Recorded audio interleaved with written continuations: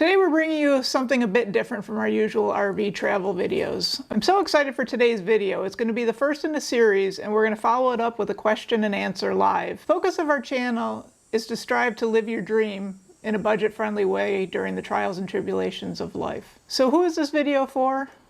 Everybody. Everybody has a goal in life, big or small, whether it be buying a house, sending your kids to college, or as simple as not working a million hours just to enjoy time with your family. Everyday life involves money. So what happens if you're not good with money or you never learn the basics? Or you think, well, I make enough money, so I don't need to budget it. Well, we're here to help.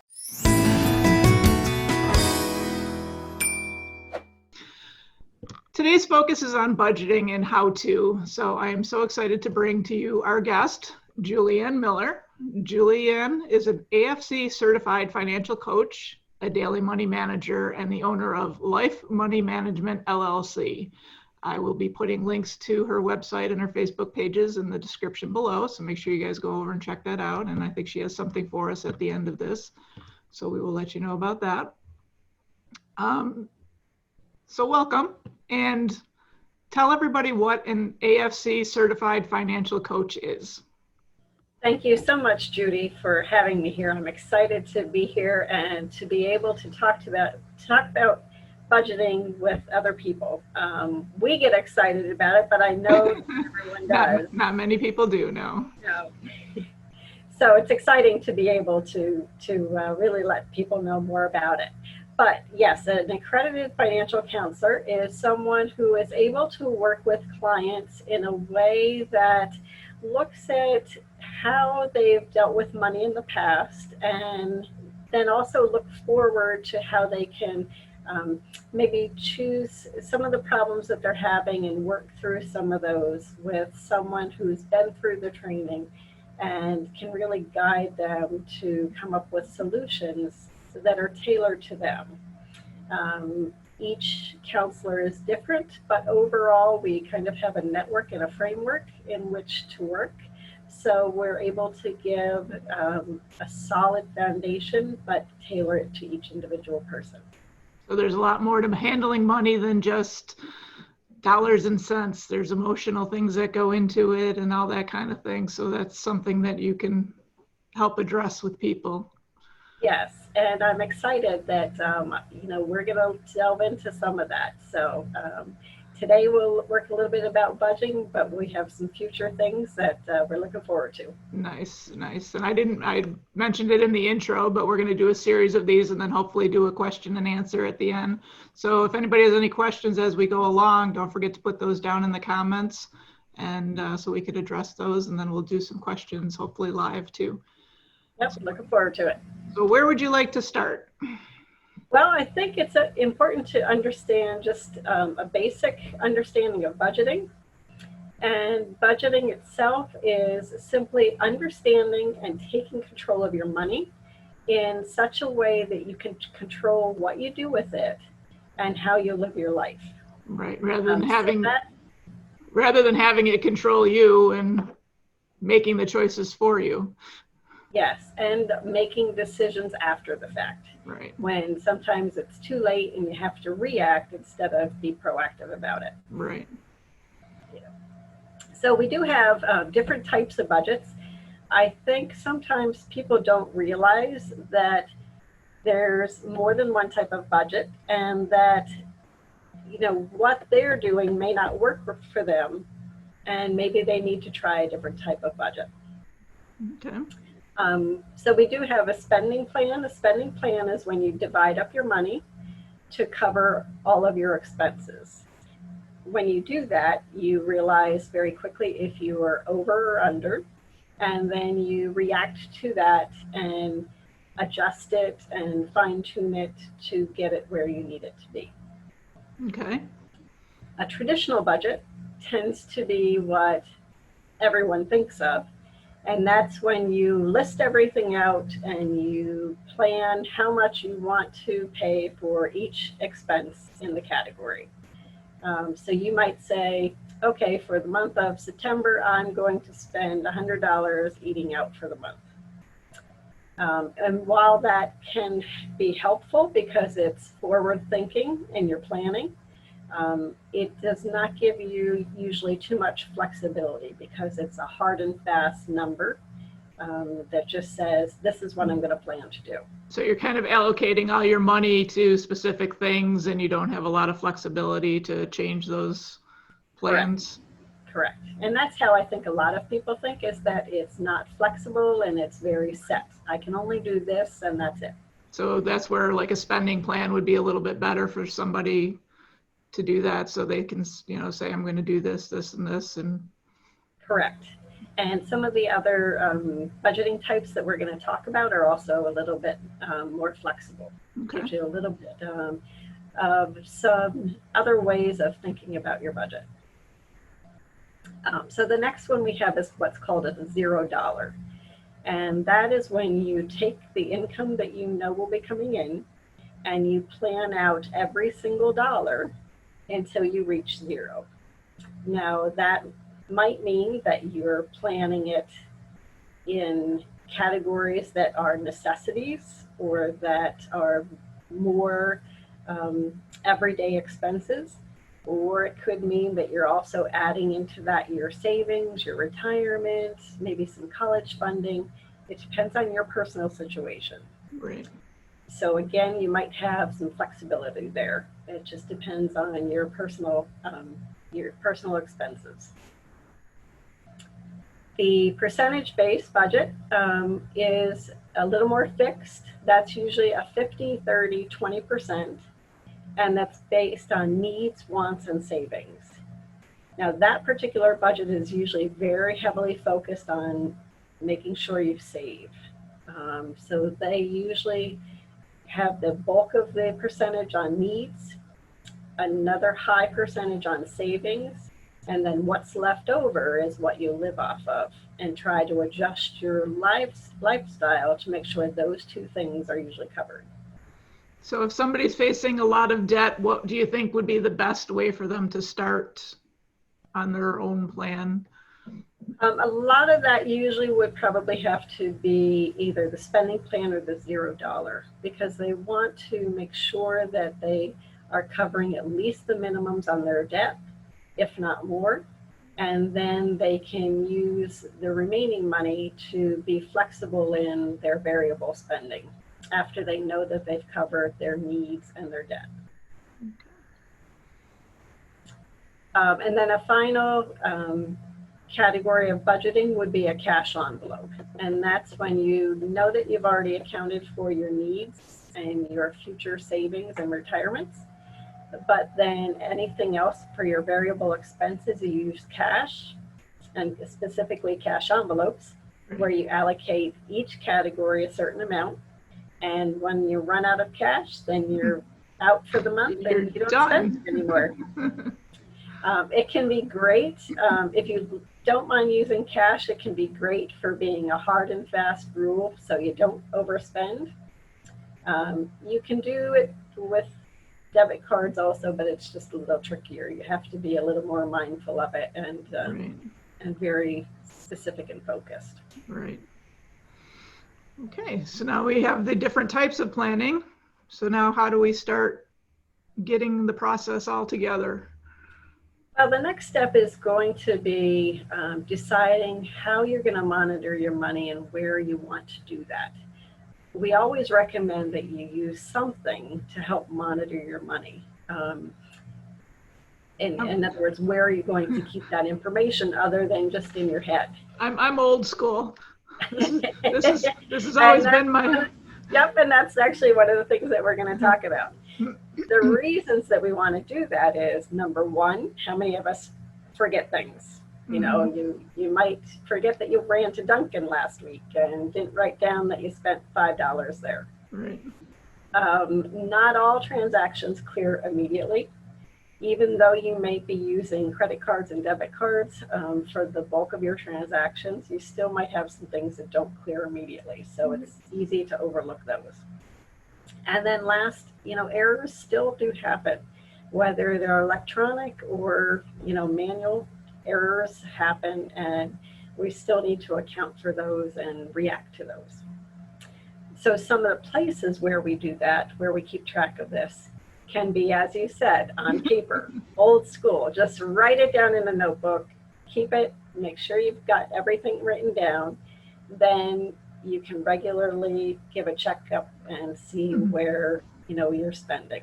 So if somebody's starting that and they take their debit card and they see their, excuse me, they see their spending habits, or do you suggest carrying just a little piece of paper around so they can just write everything down so they can start seeing what they're actually spending? Yeah, that's a great way to get started. They have those little tiny flip notebooks that you can just keep everything right in there. It fits in your pocket or your purse. And then when you have that spend, that category, you just write that right down, put the date and how much, and away you go. Or modern technology, everybody's carrying their cell phones around. Hey Siri, I spent $5 at Dunkin' Donuts. Add that to my list. Yep. Yeah, exactly. So it's even easier now to get organized and figure out what you're spending. It is.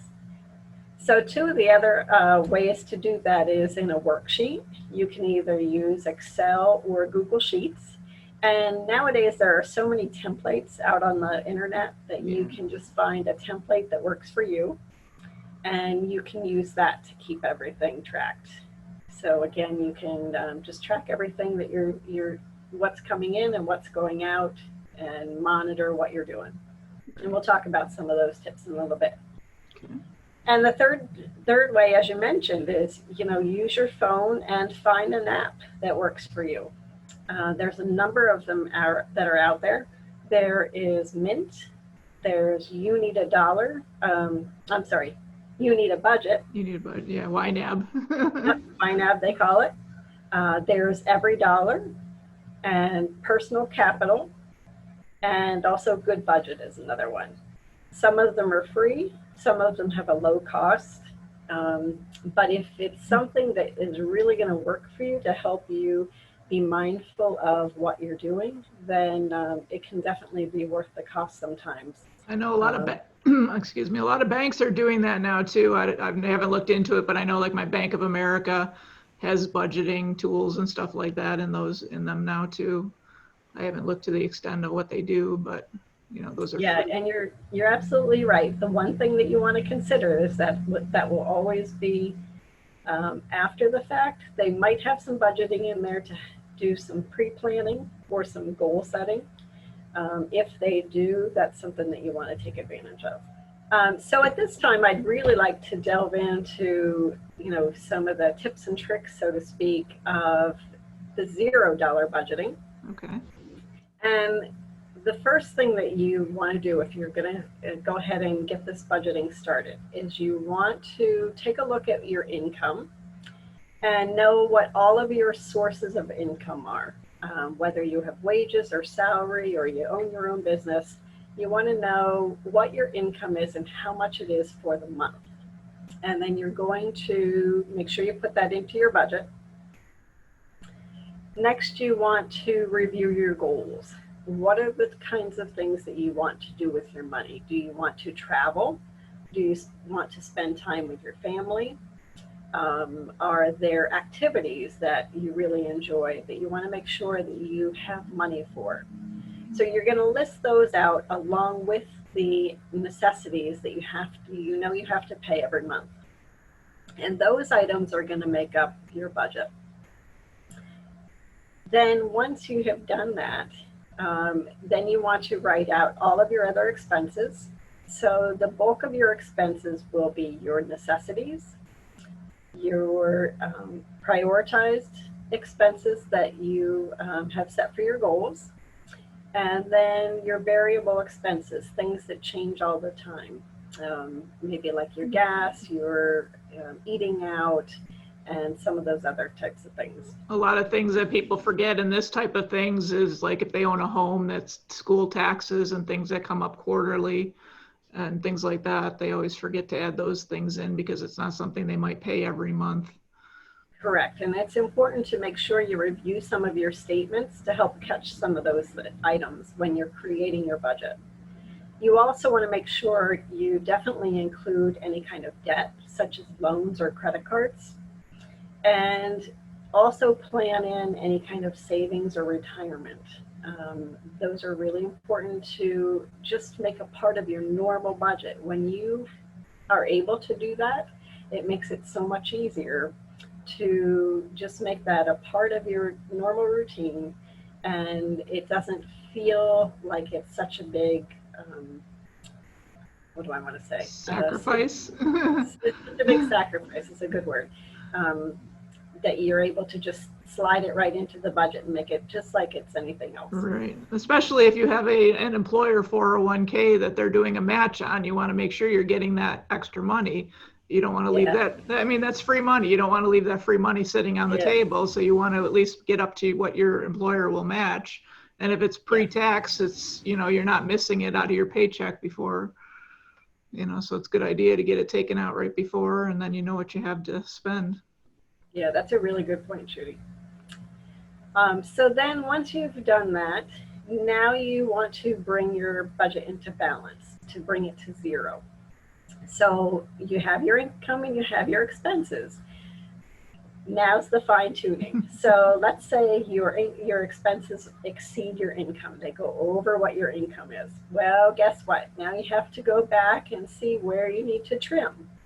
What kinds of things do you need to save money on? Are there areas where you may need to cut back? So you want to bring those expenses down to the same amount as what your income is. So that way your income minus your expenses equals zero. That's where the $0 budgeting comes in. So if you happen to be, your expenses happen to be under or less than your income, well, then you have a little more flexibility. Then you can start to say, okay, where can I add money to? Do I want to add money to my savings to save for a new car? Mm-hmm. Do I want to add a little more to eating out because we are able to do so? Things like that. And you do the same thing. You bring it up to where your income is, so that way your income less than the expenses equals your zero. And that's, again, just one example of a budgeting type. So if that doesn't work for you, well, then you work with somebody to look at one of the other budgeting types to see if that works better for you. And I think a lot of people get so hung up on, they do this work and then a month later they're like, oh, I blew my budget. So they give up. I mean, it's not an exact science. It's something you have to work at and tweak all the time. It's not something that you're just going to go, okay, now I have money in my pocket and I'm on a budget and I'm going to have money at the end of the month. Yeah, that's a very good point. People get frustrated. They get stressed. And you're right. They think it doesn't work for them. But just because you have what looks like a perfect budget on paper or in an app, things are constantly changing. Even if it is a perfect budget, things come up. And that's why you want something that's going to be flexible. You need to be flexible and being able to react to what's going on around you. Especially when money is the tightest and an emergency comes up and you don't have quite yet have an emergency fund in place. That's the importance of having a budget, is so in the future when those emergencies come up, you're not as stressed about them and you can plan for them better. So the next step, or the next two steps really, are just simply that you're going to, as we had talked about, things come up. So now you want to adjust, tweak, and prioritize. So as things come up or as things change in your life, you constantly, or regularly, I should say regularly, want to take a look at what needs to move, what needs to adjust. Do I need to bring my income up? Do I need to bring expenses down? And tweak them. Move money from one category to the next if you need to.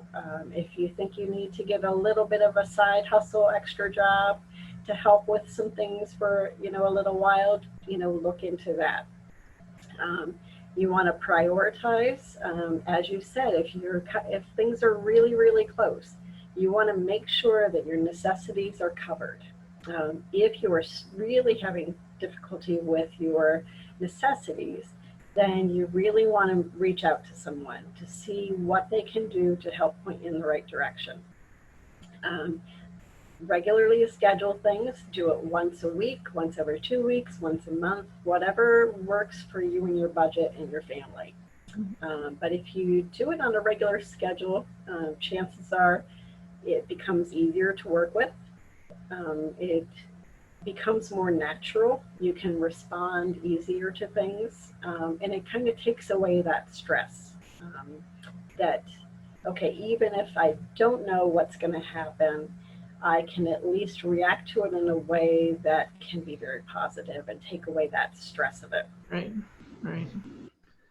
Well, one of the great things about budgeting is it really never ends. So even if you... Oh, God, it's a lifelong thing. It is, but in a good way. As you grow in your budgeting and your finances, new things pop up. Right. So then again, you talk about prioritizing and tweaking, so you may have new layers that come into your budget, whether it's retirement or whether it's caring for your aging parents or childcare, a child's wedding. I mean, there are all kinds of things that may come up and affect your budget. And so there's many different levels of budgeting. Right. And, you take each one as it comes, but you still use the same basic concepts to reprioritize and think about, okay, what's next and how do I want to handle it? So it all comes down to you can't have more money to spend than you earn. That's correct. It's kind of a basic thing, but it's amazing how many people can't get that concept, especially now with credit cards and that type of thing. Right. They don't have any idea of what they're spending. And we've seen that now with the virus that's been going around and how many people are suffering right now. And what a tragedy is that people that were living paycheck to paycheck and how it's affecting people. So yeah. Hopefully a few tips will hit some people and we can help them out. Yeah, I certainly hope so.